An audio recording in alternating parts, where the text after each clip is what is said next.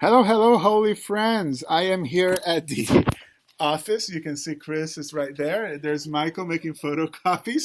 I actually just recorded the video in my office, but I forgot to tell you something, so I am re-recording it. I hope that you have been well, that this is a week of hydration for you in the midst of all of this crazy summer.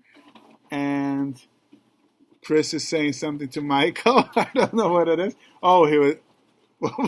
Anyways, we're just gonna keep going. Um, this is the last few days for you to register to run with me. That's what I forgot to say. If you want to run on July 4th, early in the morning, before your barbecues and all the festivities, please join us. We actually have, as of now, the largest family. TBR is the largest family on the race, and we would love to keep that way. So please consider joining us. What I had said in the other video that I also want to say here now is that this Friday night we have Shabbat Safta, a more musical Shabbat that you know well because Cantor Ilan Member was the one who instituted it here.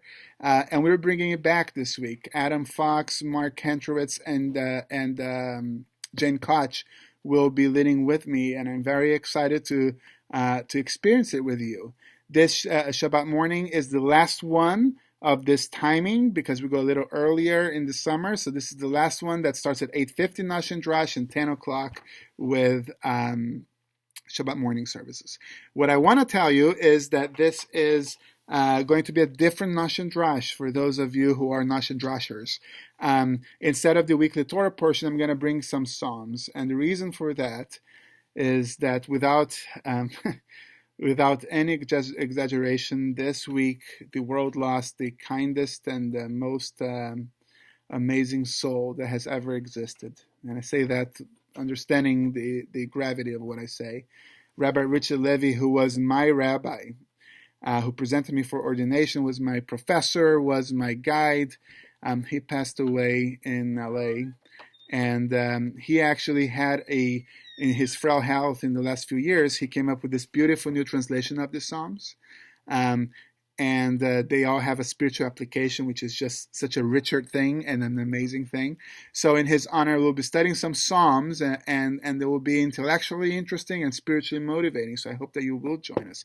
Speaking of spiritually motivating, the last thing I'm going to say, and then I'm going to be done for the week, is that we are putting together a special program for the month of Elul, the month before the high holidays, on Tuesday evening, starting in early September.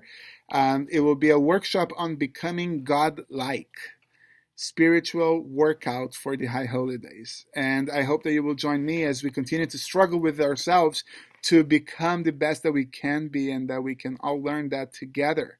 Like I said, we're learning Psalms this Saturday because I need to study Psalms in honor of Richard's memory, and I need to study it with you because you are my family.